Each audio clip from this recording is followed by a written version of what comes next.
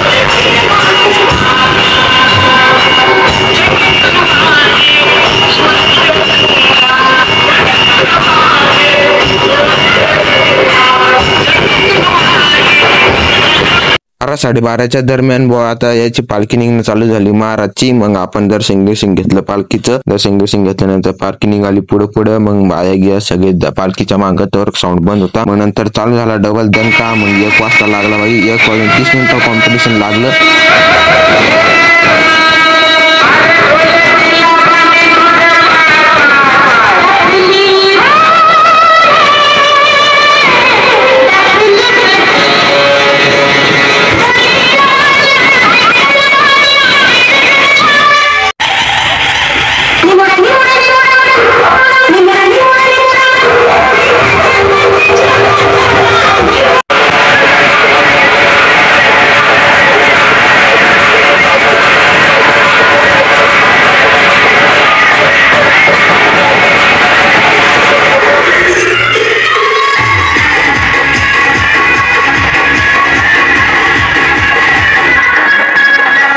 Competition तर लय वेळ चाललं, पण आपल्या सकाळचा शूट करायसाठी आपण फोन चार्जिंग लावला आणि आपण गेलतो डबल। त्यानंतर सकाळी आलो, मग फोन चार्जिंग घेऊन आपण आलो इकडं। दुसरा साऊंड आला तर तो पण बघा।